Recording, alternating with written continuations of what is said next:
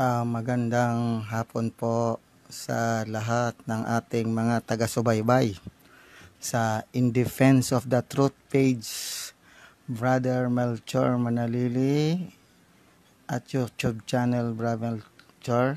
Ito pong muli ang inyong lingkod na maghahayag palatayang Katoliko. Maraming salamat din po sa patuloy na pagsubaybay ninyo at patuloy na pag-suporta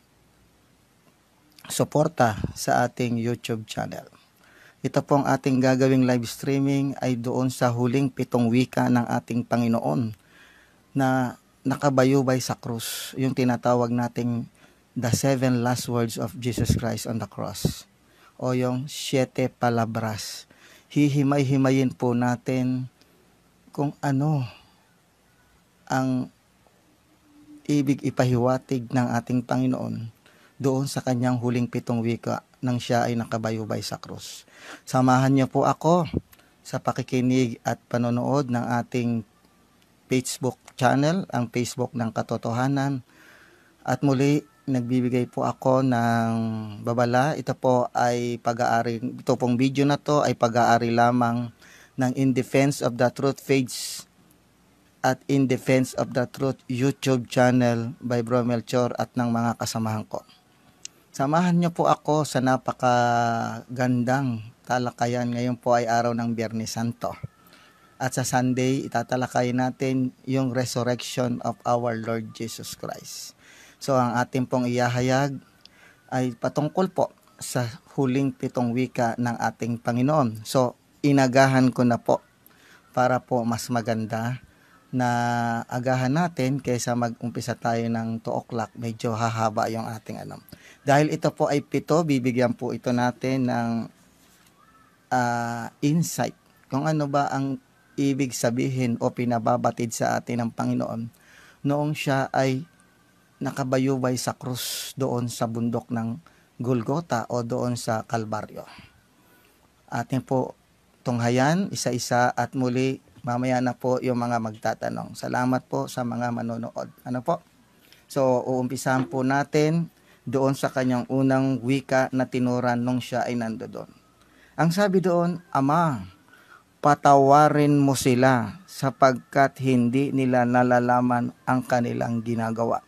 Ito po ay mababasa sa Lucas chapter, gagamit na po ako ng glasses, medyo may na yung aking mata. Ang sabi po dito sa Lucas 23:34. Ang sabi dito, Ama, patawarin mo sila sapagkat hindi nila nalalaman ang kanilang ginagawa. So, during that time nang siya ay sinentansyahan ng gobyerno ng Romano na sa krus ng Kalbaryo, na wika niya, Ama, patawarin mo sila sapagkat hindi nila nalalaman ang kanilang ginagawa. Hindi nga ba talaga nalalaman ng mga taong ito ang kanilang ginagawa nung ipako nila sa krus ang ating Panginoong Hesus? Sila ang nagsintensya, sila ang humatol, sila ang nagpako sa krus doon sa Kalbaryo. Pero ano ang sabi ng Panginoong Hesus nung siya ay nandoon na sa nakabayubay sa krus? Ama, patawarin niyo sila, hindi nila nalalaman ang kanilang ginagawa. So, pilit pa ring inuunawa ng ating Panginoon ang mga ginagawa sa kanya ng mga taong hindi siya lubusang nakikilala. Pilit ginagawa niyang inosente ang mga taong ito na makasalanan, na bagamat alam nila kung ano ang ginagawa nila doon kay Kristo, ay nandoon pa rin ang habag, biyaya at pagpapatawad ng ating Panginoong Hesukristo. Pinipilit pa rin tayo na maging inosente sa kabila ng alam niya. Sa kabila ng alam ni Kristo ang ginagawa ng mga tao sa kanya, pero ang kanyang pamamagitan doon sa krus sa kanyang Ama, patawarin mo sila sapagkat hindi nila nalalaman ang kanilang ginagawa. Napakalawak ng pangunawa Napakalawak ng pag-ibig, napakalawak ng biyaya ng pagpapatawad na ibig ibigay, ibig iabot sa atin ng Panginoong Hesukristo doon sa krus ng Kalbaryo. Sa panahon natin ngayon, iugnay natin yung sinabi, Ama, patawarin mo sila. Bilang mga taong na kanyang nilikha, paulit-ulit tayong nagkakasala. Paulit-ulit tayong bumabalik sa mga pagkakasala na nagbibigay sanhi kung papaano natin sinasaktan ang kalooban ng Diyos. Pero ano ang laging sinasabi ng Panginoon? Ama, patawarin mo sila, hindi nila nalalaman ang kanilang ginagawa. Sa tuwing tayo ay nagkakasala sa paningin ng Diyos at ng ating kapwa, sa tingin ba natin, sinasadya ba natin yon o hindi? Karamihan na gagawa ng natin sa ating pagkakasala ay paulit-ulit nating sinasadya. Kahit alam na nating ito ay kasalanan, tuloy pa rin tayo. Pero ang biyaya at habag ng Diyos sa kanyang pagpapatawad bilang kanyang mga anak, dahil alam niya na ang kanyang mga anak ay mga suwail mulat sa simula pa. Alam niya na ang kanyang mga anak ay patuloy at lalakad sa kasalanan, pero pilit niyang inaabot ang kanyang kamay, pilit niyang ipinadadaloy sa atin ang pagpapatawad na patawarin mo sila. Hindi nila nalalaman ang kanilang ginagawa. Ganyang kalaki ng pag-ibig ng Diyos sa atin. Ganyang kalawak ang kanyang pagmamahal. Kaya nga ano ang mensahe ng ating Panginoon kay Sister Faustina? Gaano mang kalaki ang inyong kasalanan, mas malawak pa sa karagatan ang biyaya at awa ng pagpapatawad ang ibibigay ko sa inyo. See? Nakita ninyo kung gaano kalawak ang pagmamahal ng Diyos. Nakita natin kung papaanong pilit niyang inaabot ang kanyang walang hanggang pagpapatawad, ang kanyang walang hanggang pagmamahal sa taong makasalanan na kanyang nalikha. Nagabagamat sa simula ay ito ay kanyang nilikha ayon sa kanyang wangis at larawan na perpekto, na kanyang kahawig, kalarawan. Pero nang dahil sa pagkakasala ng tao, ay nahiwalay tayo sa kanya. Pero hindi doon natatapos ang ating ugnayan sa Panginoon. Dahil paulit-ulit niyang dinudugtong, paulit-ulit niyang inaabot ang kanyang walang hanggang biyaya ng pagpapatawad na sa kabila ng ating mga kahinaan, ibinigay pa rin niya ang kanyang sarili habang siya'y nakabayubay sa krus na nawika niya, Ama, patawarin niyo sila sapagkat hindi nila nalalaman ang kanilang ginagawa. Sa panahon natin ngayon, tayo ay magnilay-nilay sa panahon ng Biyernes Santo. Sa patuloy nating pagkakasala sa paningin ng Diyos, sa paningin ng tao, huwag tayong maghihimdi.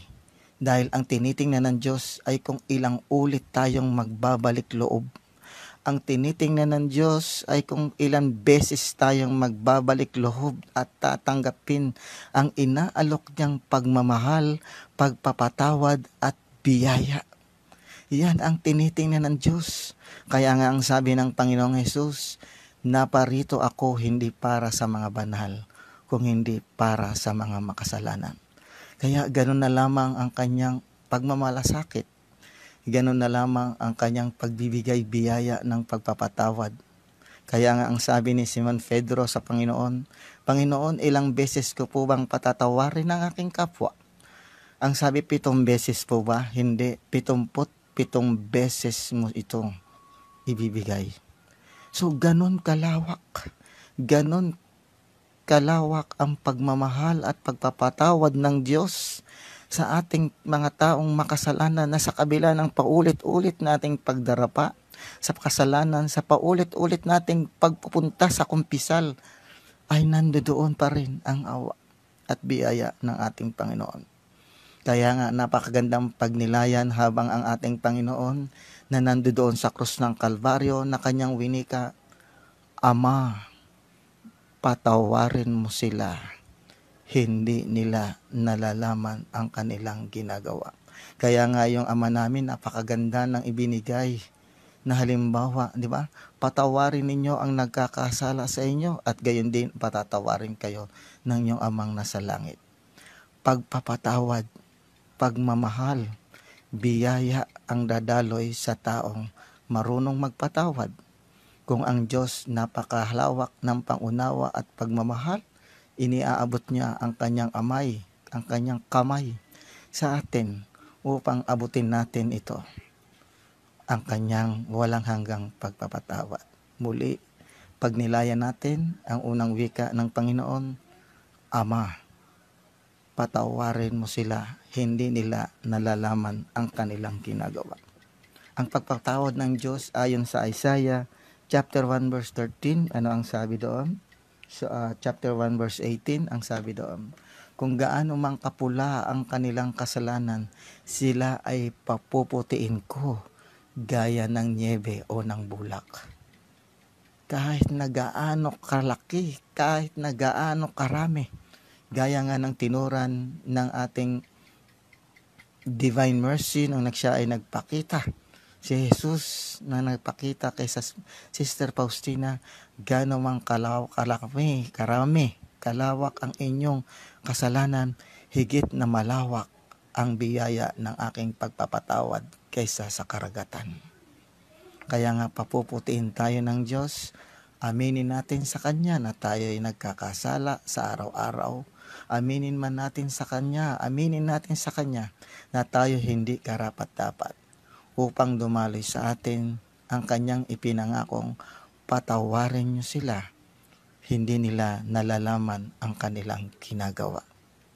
Napakagandang pagnilayan yan. Habang ang tao, inuulit ko po, habang tayong tao ang ating mga paa ay nakayapak o nakatungtong sa lupa, hindi natin naiiwasan na tayo ay magkasala.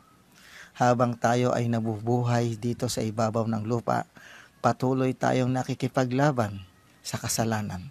Kaya nga ang sabi ng Panginoon, patawarin niyo sila, hindi nila nalalaman ang kanilang ginagawa. Mawawala ang ating pagiging makasalanan dito sa ibabaw ng lupa kapag ka ang ating mga paa ay nagpantay na at inilagay na tayo sa ating huling hantungan. Doon pa lamang titigil ang ating nagagawang pagkakasala.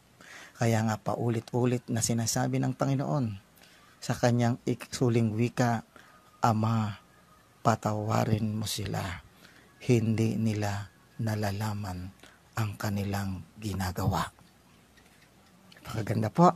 Ngayon po, nandoon na po tayo sa ikalawang sinabi ng ating Panginoong Hesukristo. Ang sabi ng ating Panginoon sa Lucas chapter 23 verse 43, atin pong babasahin, ang sabi doon, sinasabi ko sa iyo, isasama kita ngayon sa paraiso. Lucas 23:43. Sino to yung pinangakuan ng ating Panginoon na isasama kita ngayon sa paraiso? Ito po yung ating si Demas na kasama ni Estas at ng Panginoon doon sa krus ng Kalbaryo. Bakit sa binigyan ng ganitong grasya? Bakit sa binigyan ng ganitong gantimpala? Dahil nung tinuya o yung minak ng isang kriminal sa kanyang kaliwa ang ating Panginoon, ang sabi, kung ikaw ang anak ng Diyos, iligtas mo ang iyong sarili, gayon din kami. Itong nanuya na to sa ating Panginoon, nanghihingi rin ng kaligtasan. Pansinin niyo yung kanyang sinabi, kung ikaw ay anak ng Diyos, iligtas mo kami, pati na ang iyong sarili. See? Nanghihingi ng kaligtasan, bagamat ito ay kanyang itinutuya para sa Panginoon.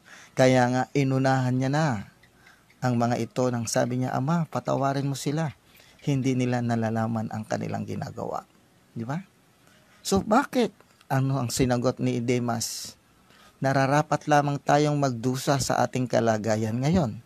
Pero ang taong ito, wala itong kasalanan. Kaya sinabi niya, Panginoon, kapag naghahari ka na sa iyong paraiso, alalahanin mo ako. Kaya that time, pinangakuan siya ng Panginoon. Sinasabi ko sa iyo, ngayon din, isasama kita sa paraiso. Take note, itong notorious na kriminal na to, napakaraming pagkakasala ito. Dahil ang isang notorious na kriminal during that time, ang parusa sa kanila ay crucifixion.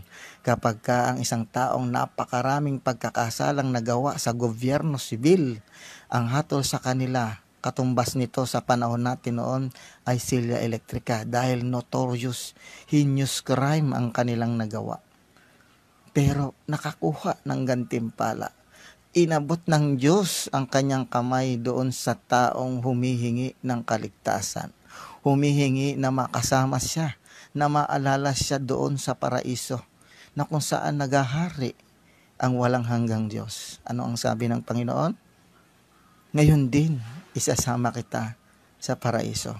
Sa kahuli-hulihang sandali ng isang kriminal na ito, nakuha niya, nakamit niya ang gantimpalang pinangako.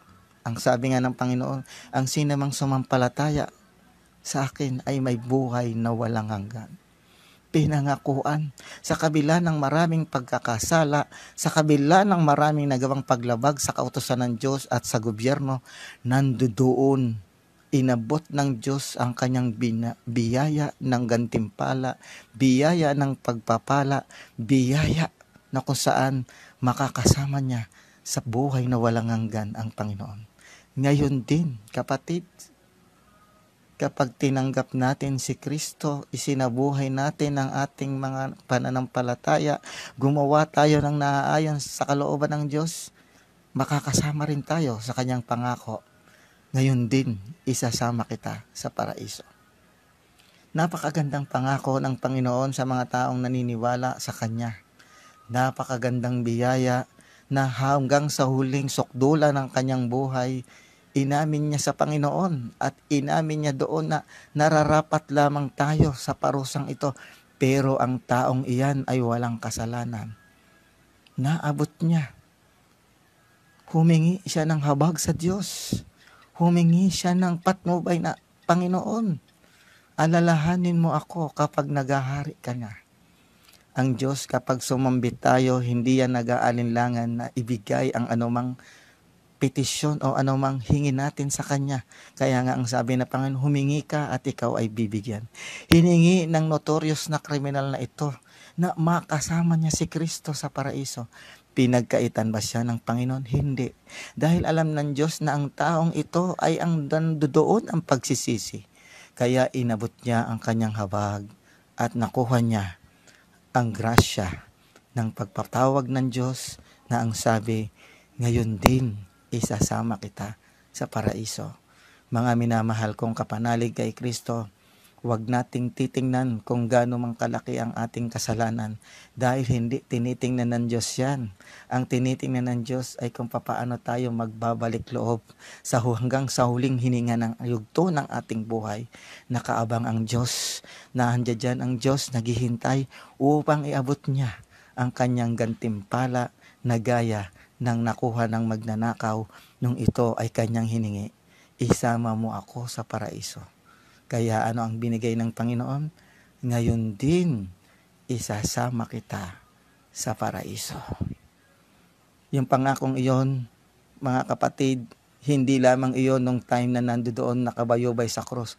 Hanggang ngayon, yan ay pangako sa mga taong sumasampalataya, sa mga Kristiyanong naghihintay sa Panginoon. Ano yon? Yung buhay na walang hanggan. Kung yun ay ibinigay sa isang notorious na kriminal, gaano pa kaya tayo na mga anak ng Diyos na tunay na mananampalataya na hindi magkakamit nun? Di ba? Ibibigay din sa atin ang gantimpalang iyon. Oras na hilingin natin sa Panginoon. Panginoon, isama mo ako sa paraiso. Ang sagot ng Panginoon, ngayon din, ipagsasama kita sa paraiso. Pag nilay-nilayan natin yan, mga minamahal kong kapanalig kay Kristo. Amen? Ano pa ang susunod sa ikatlo? Ang sabi dito, medyo gagamit po ako ng salamin, medyo may diferensya na yung mata ko pagka maliliit. Ang sabi niya sa ikatlong kanyang wika, Ina, ituring mo siyang sariling anak. At sinabi niya sa alagad, ituring mo siyang iyong ina. Napakaganda, tinawag niyang ina. Sa ibang termino ginamit babae. No? Pero itong sa mabuting balita, Biblia, ina, ituring mo siyang sarili mong anak.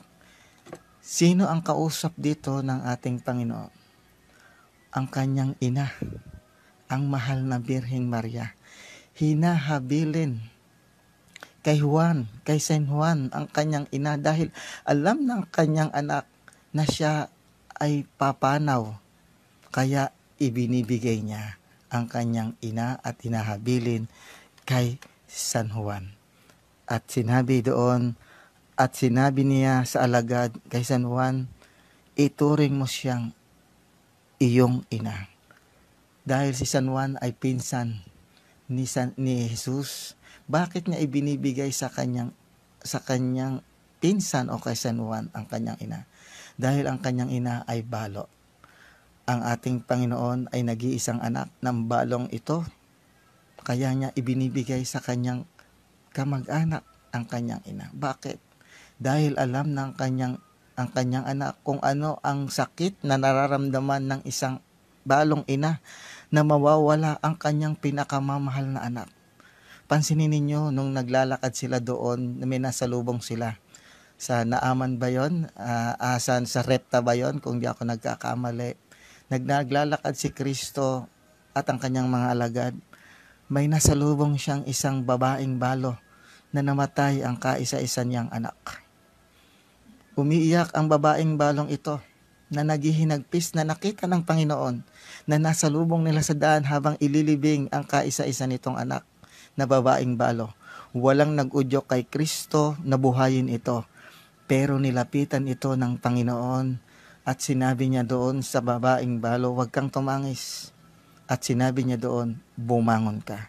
Binuhay niya ang anak ng kaisa-isang balong ito dahil nakita niya ang hinagpis na dinaranas ng babaeng balo na mawala ng kaisa-isang anak. Kaya nung nakita niya ito, binuhay niya ito. Dahil nung siya ay nakabayubay sa krus, alam niya na kung ano ang mangyayari sa kanyang ina. Kaya nga ang sabi ni Simon nung humula, ang sabi, ang iyong puso ay parang tinarakan ng balaraw. Di ba? Doon pa lang, alam na niya kung ano ang magiging hapis ng kanyang ina habang ito'y kasama niya sa bundok ng Kalbaryo. Kaya ibinahabilin niya ito sa kanyang mga anak, sa kanyang anak o sa kanyang pinsan na si San Juan na, ina, narito ang iyong anak, ituring mo siyang ina. Sino ba itong ating ina na tinuturing sa atin? Ina ng simbahang Katoliko, ina sa pananampalataya, ina ng ating Panginoon na nilalapastangan ng mga kaibayon natin sa pananampalataya. Ina na nilalapastangan ng mga separated brethren natin na gayon pa man hinabilin ito sa atin, hinabilin sa atin bilang ina ng espiritual na pananampalataya. Pero ano ang ginagawa ng mga kapatid natin sa ibang pananampalataya kung yurakan ang kanyang ina? Kaya nga tinanong ko ang iba nating mga kapananalig sa pananampalataya, natutuwa ba si Kristo? Natutuwa ba ang kanyang anak kapag inaalimura at inaalipusta natin ang kanyang ina? Natutuwa ka ba kapag ang nanay mo ay inaalipusta ng taong hindi mo kilala? Natural hindi. Nasasaktan ang isang ina kapag inaalipusta ang kanyang anak. Gayon din nasasaktan ang anak kapag inaalipusta ang kanyang ina. Ibinigay ni Jesus ang kanyang ina kay San Juan. Ibinigay ni Jesus ang kanyang ina sa ating mananampalataya. Hindi para alipustahin, kung hindi ituring na anak at ituring na tunay na ina sa pananampalataya. Kaya nga napakaganda ng ating pananampalataya. Gayunpaman masakit isipin na itong ina na iniwan sa atin ng ating Panginoon ay hindi nire-respeto, hindi ginagalang, bagkus niyuyurakan ang dangal, inaalipusta, sinisiraan, pinagbibintangan ng kung ano-ano ng mananampalataya kuno sa ating Panginoong Hesukristo. Nasasaktan ang ating Panginoon kapag ang kanyang ina ay inaalipusta. Ganon din, nasasaktan tayo kapag ang ating biological mother ay nakaririnig tayo ng mga laban sa kanya na hindi naman totoo. Ganon din ang isang anak, nasasaktan kapag nakaririnig ng hindi totoong pag-aalipusta, pag-aalimura sa kanyang ina. Kaya nga nung sabi, ina, ituring mo silang sariling anak, at sinabi niya sa alagad, ituring mo siyang iyong ina. Ituring natin na tunay na ina sa pananampalataya, spiritual mother, ituring din natin tunay na ina dahil iniwan ito sa atin ng Panginoon. Igalang natin, irespeto. Gaya nga ng 10 utos, igalang ninyo ang inyong ama't ina. Kung hindi mo igagalang at irerespeto ang iniwang ina ng ating Panginoon, how much more kung igagalang mo ba ang noon ay hindi mo kaya, yung sarili mo pa kayang ina ay hindi mo bibigyan ng ganong paggalang? Ang sinong gumagalang sa kanyang ina ay magkakaroon ng buhay na walang hanggan. Ayon yan sa kawikaan. Kaya masakit isipin itong mga kapatid natin na inaangkin na sila ay mga Kristiyano pero walang pakundangan sa iniwang ina ng pananampalataya sa kanyang simbahan. Masakit isipin na ang ina ng Panginoon, sabi nga ni San Isabel o ni San Elizabeth, ano ito at dinalaw ko ng ina ng Panginoon. Kinilala natin na ina ng Panginoon si Mama Mary. Bakit kaya itong mga separated na natin ay hindi magawang kilalanin ang iniwang ina ng ating Panginoon sa kanyang pinsan na si San Juan? Kaya nga ang sabi ng Panginoon, patawarin mo sila, hindi nila nalalaman ang kanilang ginagawa. Napakagandang pagnilayan ng ina na ito na inaalipusta, ina na ito na iniwan sa kanyang alagad. Dapat din itong ituring natin, pahalagahan natin, bigyan natin ng parangal, bigyan natin ng respeto, bigyan natin ng mataas na dignidad. Pero anong ginagawa ng iba nating kapananampalataya na naturingang mga Kristiyano na walang pakundangan sa iniwan niyang ina dito sa lupa, kung hindi yurakan, pagbintangan, siraan. Kaya mga kapatid, bilang isang tunay na mananampalataya kay Kristo, ang ina na iniwan sa atin ng Panginoon, defensahan, ipagtanggol natin ito sa anumang pag-aalimura, sa anumang pagbibintang, at sa anumang paninira ng mga kapatid natin sa kaibayo sa pananampalataya. Kaya ang sabi ng Panginoon, patawarin niyo sila, hindi nila nalalaman ang kanilang ginagawa. Maraming salamat po. Tuloy po natin, nandun na po tayo sa ika-4 na pagnililay. Ang sabi ng Panginoon, Eli, Eli, lema sabachthani, nang ibig sabihin, Diyos ko, bakit ako pinabayaan? Mateo 27:46. Ang winika, Panginoong Amya, Diyos ko, bakit mo ako pinabayaan? Unang-una, hindi kailanman pinabayaan ng Diyos ang ating Panginoon. Kaya niyang sinasabi, ako ay sumasa Ama at ang Ama ay sumasa akin. Lagi niya akong kasama at hindi niya ako kailanman iiwan. Nasa dyan yan. Ano po? Hindi kailanman iniwan ng Diyos si Jesus. Hindi kailanman iniwan ng Diyos Ama. Bakit niya sinabing, Ama, bakit mo ako pinabayaan? Sino ba yung pinabayaan? Unang-una, itong nandidamit ni Kristo sa krus ng Kalbaryo, yung pagtawag niyang, Diyos ko, bakit mo ako pinabayaan? Yan po ay Salmo 22. Yan po ay panambitang panalangin ng mga Israelita na ginagamit nila sa pananambitan, paghingi at pagsamo sa Panginoong Diyos.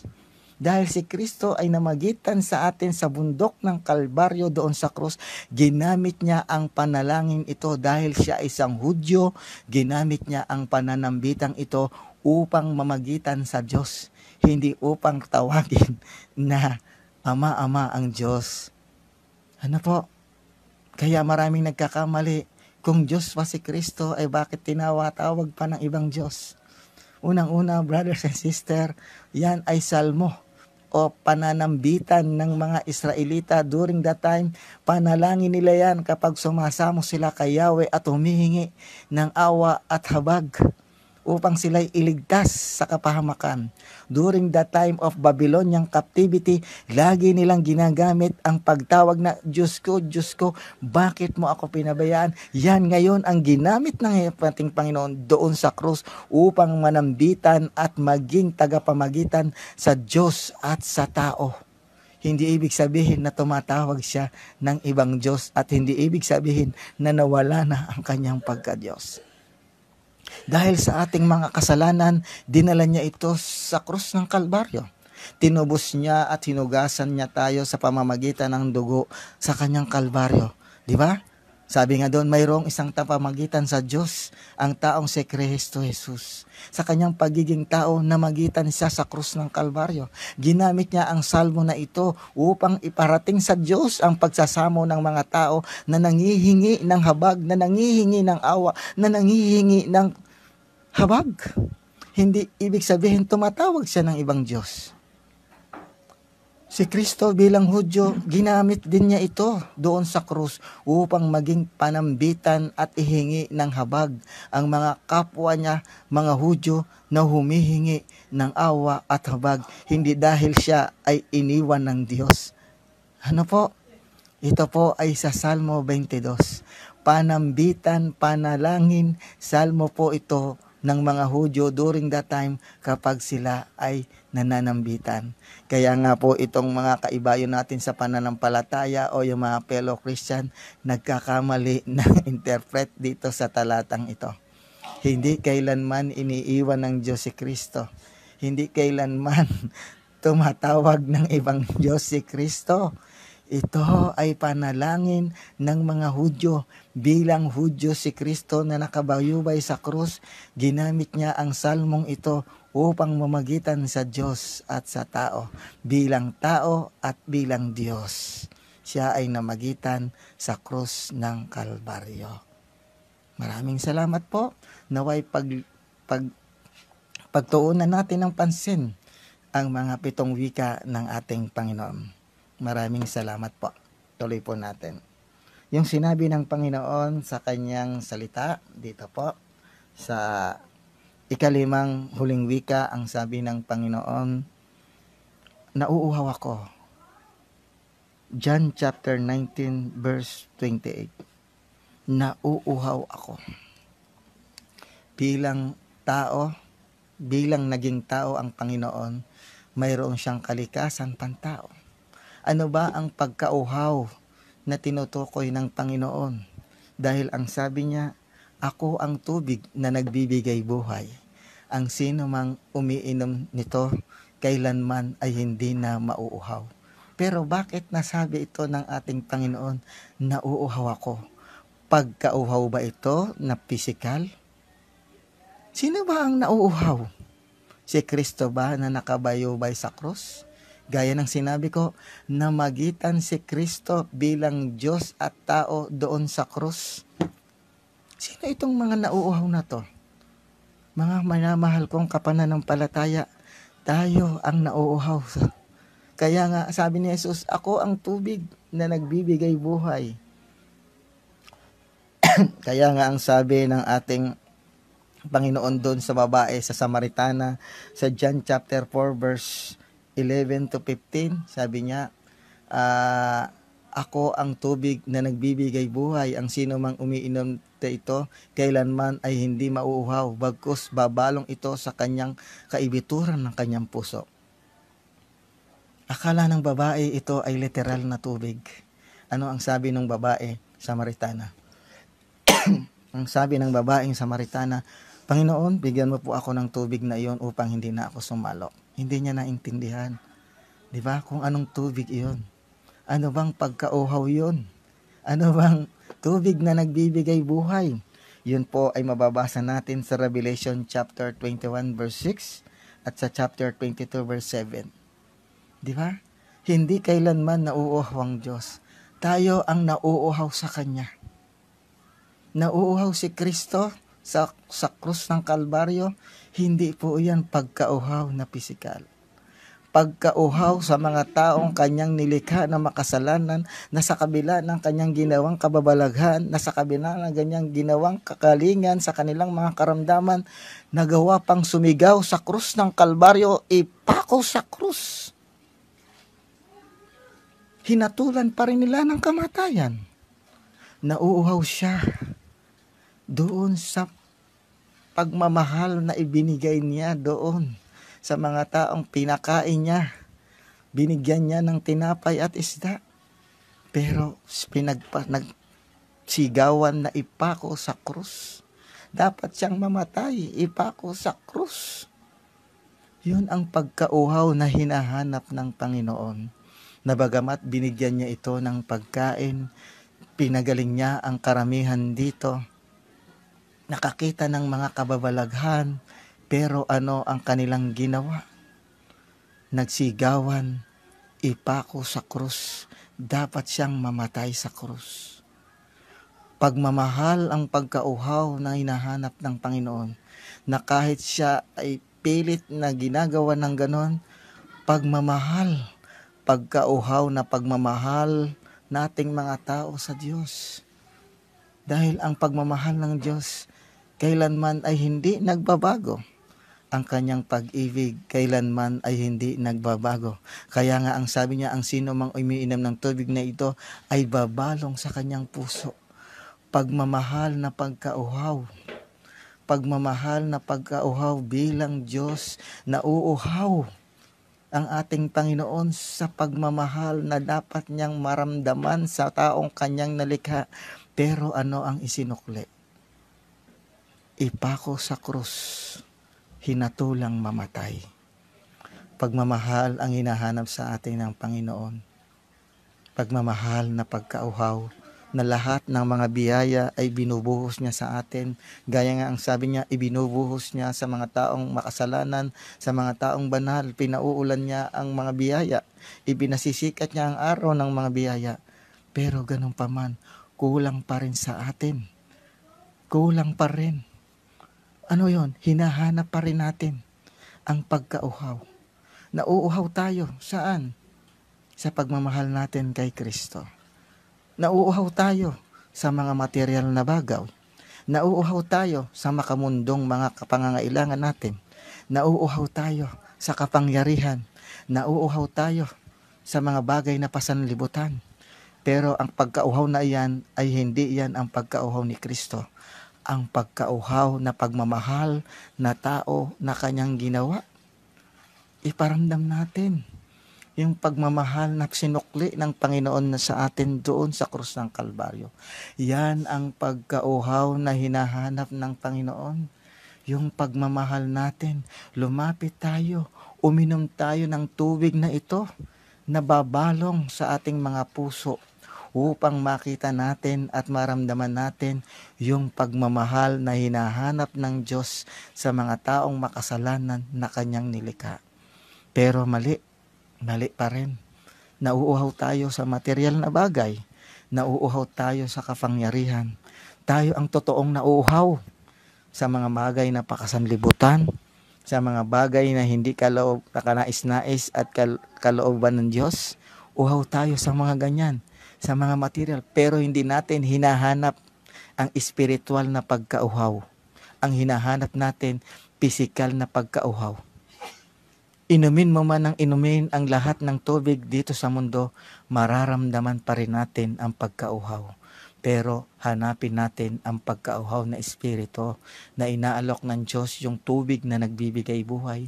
Kapag nainom natin ito, babalong at babalong ito sa ating puso, at gaya ng sinabi na at pinangako ng Panginoon, kailanman hindi na ikaw mauuhaw, sapagkat ito ay babalong sa kaibuturan ng iyong puso. Napakaganda, no? pagkauhaw na espiritual.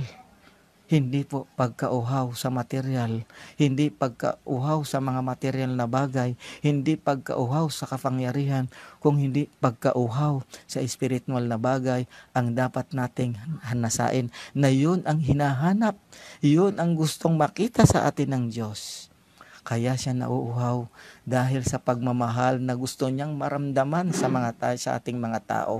Pagmamahal na inaasam niya sa mga tao na kanyang nilikha. Siya ay nauuhaw sa pagmamahal natin. Siya ay nauuhaw sa pagmamahal sa tao na kanyang kinalinga. Buhat pa ito ng kanyang nilikha. Kaya mga kapatid, pag nilay-nilayan natin na ang pagkauhaw na iyon ay hindi iyon pagkauhaw na pisikal na pagkauhaw. Dahil ang pisikal na pagkauhaw, uminom ka lang ng tubig, sandali ay mawawala ang pagkauhaw mo. Kumain ka lang kahit nakaunti, maiibsan ang iyong pagkain. Kainin mo man ang lahat ng pagkain, inumin mo man ang lahat ng tubig, mararamdaman mo pa rin ang kagutuman, ang pagkauhaw. Pero ang tubig na inaalok ng Panginoon, inumin mo ito ay babalong sa ikabuturan ng iyong puso. Kailanman hindi ka na makararanas ng pagkauhaw ng espiritual na hinahanap sa atin ng Panginoon. So sa pang-anim na po tayo, no? Napakaganda. Ano ang sabi dito? Naganap na. Telestai sa wikang Aramaic. Alin ang naganap? Ito po ay mababasa natin sa John chapter 19 verse 30. It is finished. Alin ang naganap na? Yung pagpapako sa kanyang krus, yung kanyang pagtubos sa ating mga kasalanan, yung kanyang tagapamagitan sa krus. Alin ang naganap na? Naganap na ang lahat ng nasasaad sa kasulatan na ang Eved Yahweh o yung suffering servant na dapat ipako sa krus, na dapat pahirapan sa krus, na sa pamamagitan ng kanyang mga sugat, tayo ay kanyang pinagaling, na sa pamamagitan ng kanyang mga hampas, na sa pamamagitan ng kanyang pagpapakasakit, naganap na ang nasasaad sa kasulatan, naganap na ang pagtubos, naganap na ang pagliligtas doon sa bundok ng Kalbaryo. Kaya nga ang sabi niya, it is finished. Naganap na ang kalooban na pinagaganap sa kanya ng Ama. Natapos na ang kanyang tungkulin, ang gampanin niya, na ang sabi niya, Ama, gagaya nga nung dalangin niya sa Getsemani, Panginoon, ano sabi niya, ilayo mo sana ang saro ng paghihirap na ito, ngunit hindi ang kalooban ko ang masusunod, kung hindi ang kayong kalooban. Naganap ang kalooban ng Diyos. Naganap ang gustong naisin ng Diyos na tayo ay tubusin sa pamamagitan ng kanyang mga sugat, sa pamamagitan ng kanyang mga hampas, tayo ay tinubos, natubos tayo sa pamamagitan ng kanyang pagpadanak ng krus, pagbuhos ng krus doon sa Kalbaryo. Naganap na ang lahat ng pangako at pagmamahal na ibinigay ng Diyos. Ano yon? John 3:16. For God so loved the world that He gave His only begotten Son, that whosoever believe in Him should not perish but have everlasting life. Iyan ang kaganapan ng sinasabi ng ating Panginoon doon sa krus. Di ba? Sabi nga doon sa John chapter 4, gayon na lamang ang pag-ibig ng Diyos, ibinigay niya ang kanyang buhay para tayo ay matubos. See? John chapter 4 verse 8 in the following verse. God gave His life. Ibinigay niya ang kanyang buhay para sa ating ikatutubos, naganap doon sa krus ng Kalbaryo. Kaya yung sinasabi niyang naganap na ang kanyang ipinangako. Naganap na ang kalooban ng kanyang Ama na tayo'y matubos sa pamamagitan ng kanyang pagbubuhos ng dugo doon sa Kalbaryo. Huwag nating babaliwalain. Huwag nating babaliwalain yung naganap na ito. Pero karamihan sa ating mga Katoliko, pilit ginagaya ang Panginoon. Kumukuha ng krus, literal na nagpapasa ng krus. literal na nagpapakahirap o yung tinatawag nating self-flagellation o yung self-mortification, sinasaktan ng sarili. Hindi po yan tinuturo ng simbahan. Hindi yan tinuturo ng kaparian. At walang aral ang simbahan na tayo ay magpasan ng krus, magpapako sa krus, gayahin si Kristo. Hindi. Ang gustong gayahin natin ay yung likeness at image ni Kristo. Hindi po yung magpakasakit tayo gaya ng ginawa ng Panginoon, dahil isa lang ang dapat tumubos at maging ganap, at yun ay ating Panginoong Hesukristo. Hindi natin kayang gayahin ang katubusang ginawi ni Kristo o ginawa niya na naganap na. Kaya wag po tayong maniwala o wag po tayong gumaya doon sa pinapakita ng ating mga mga kasamahan natin sa pananampalatayang Katoliko na sinasaktan ang sarili, nagbubuhat ng krus, nagpapapako. Hindi yan ang gusto ng Diyos. Ang gusto ng Diyos, mahalin natin siya. Ang gusto ng Diyos, tularan natin siya sa isip, sa salita at sa gawa. Hindi niya nais na tularan natin na magpapako tayo sa krus, magpakasakit tayo, saktan ang sarili, dahil kailanman hindi yan tinuro ng ating Panginoong Hesukristo, lalo-lalo na hindi yan itinuro ng simbahang Katoliko at ng ating kaparian. Naganap na. Isa lang po ang may kakayahang tumubos, magpapako, maghampas, at magbigay ng buhay at magpadanak ng dugo at tumubos sa krus. Walang iba ang ating Panginoong Hesukristo. Kaya nga ang sabi niya, naganap na. It is finished. Maraming salamat po. Hanggang sa ikapito, napakaganda, nandun na po sa huling wika. Ang sabi ng Panginoon, Ama, sa mga kamay mo'y pinagkakatiwala ko ang aking espiritu. Lucas chapter 23 verse 46, Salmo chapter 30 verse 6. Yun ang ginamit ng ating Panginoon. Bakit? Nung nagsusumamo itong mga Israelita, nung sila ay nasa Babylonian captivity, itinuring din nila yan, itinuran nila yan. Ama, sa iyong mga kamay, itinatagubuyili namin ang iyong espiritu. Dahil wala na silang pag-asa sa kanilang mga sarili, kaya yan ay sinambit nila. Ama, ibinibigay namin o pinagkakatiwala namin sa iyo ang aming espiritu. Dahil hopeless na itong mga Israelita, kaya nila nasambit yan doon sa Salmo. Nasa Salmo po yan. Ginamit yan ni Kristo bilang mamagitan, bilang tagapamagitan sa Diyos at sa tao. Ginamit niya rin yan, Ama, sa iyong mga kamay, ibinibigay ko ang aking espiritu. So napakaganda kapag tayong mga Kristiyanong Katoliko ay nandoon sa pagsubok, kapag tayo ay nasa mabigat na problema, kapag tayo ay nandoon sa mga trials at mabibigat na mga karamdaman, sumusuko kagad tayo. Yung iba, pag may mabigat na problema, kinikitil ang buhay. Yung iba, kapag hindi na nakayanan, nagpapakamatay, umiinom ng lason. Hindi kailanman nila naisip na nandiyan ang Diyos. Hindi nila naisip kailanman na, Ama, ibinibigay ko sa iyo ang aking espiritu. Pero anong ginagawa? Kinikitil ang buhay. Anong nangyayari? Akala ba natin kapag kinitil natin ang ating buhay, ay lalo tayong ginhawa? Hindi. Lalo pa tayong mapapasama. Kaya nga ang sabi ng Panginoon, lumapit kayo sa akin, kayong may mabibigat na pasanin, bibigyan ko kayo ng kapahingahan, bibigyan ko kayo ng pamatok na kaya nyong dalin. Ibigay natin sa Diyos lahat ng ating pasanin. Ang lahat ng problema may solusyon. Yun ang gusto ng Panginoon. Dinala niya nga ito, Ama, ibinibigay ko. Magtiwala ang sinasabi ng ating Panginoon na ibinibigay ko ang aking espiritu, ay magtiwala tayo sa Diyos. Ibigay nating lubusang 100% ang pagtitiwala natin sa Diyos. Hindi yung tinatakbuhan ang problema, hindi kailanman iniiwasan ang problema. Harapin natin ito, ibigay natin sa Diyos.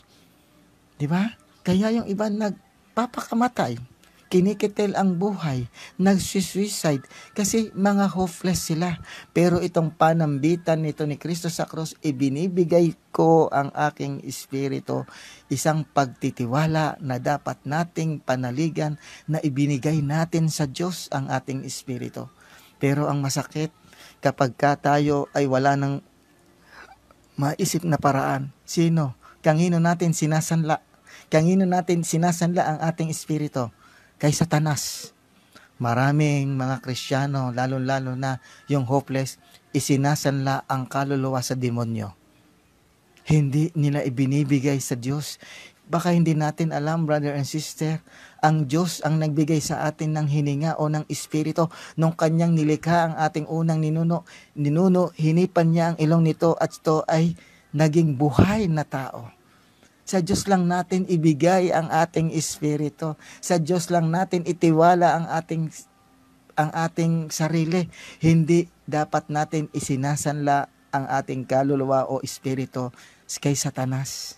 Dahil si Satanas ay hindi kailanman nagmamay-ari ng ating espiritu, kung hindi ang tunay na nagmamay-ari ng ating buhay o ng ating espiritu during the Genesis creation ay ang Diyos. Kaya dapat lamang natin itong ipagtiwala sa Diyos ang niya doon. Kaya nga, ibigay din natin ang ating lubusang pagtitiwala. Ibigay natin ang espiritu na ibinigay sa atin ng Diyos at ibalik natin ito sa tunay na may-ari at hindi natin dapat ito isanla kung kanino man. Kaya nga minsan, brother and sister, ano ang sinasabi natin pagka tayo punong-puno na ng problema? Bahala na si Batman, bahala na si Darna, bahala na si Superman. Hindi totoo si Darna, hindi totoo si Superman, hindi totoo si Batman. Bakit bukang bibig natin? Bahala na dahil yan ay mga karakter lang, mga comics karakter. Ibinibigay mo ron ang iyong pagsalig kay Batman. Ibinibigay mo ang bahala mo kay Batman. Ibinibigay mo kay Superman, kay Darna ang iyong pagtitiwala. Hindi mga totoong tao yan at ni kailanman hindi yan nag-exist. Yan ay produkto lamang ng mga comics karakter. Bahala na ang Diyos. Panginoon, ibinibigay ko sa iyo ang aking espiritu. Huwag natin ibigay ang pagsalig natin kay Batman, kay Wonder Woman, kay Superman dahil yan ay hindi totoo. Ibigay natin ang ating espiritu sa Diyos. Huwag natin itong isasanla sa kansino mang demonyo o kay Satanas. Ang tunay na magmamay-ari natin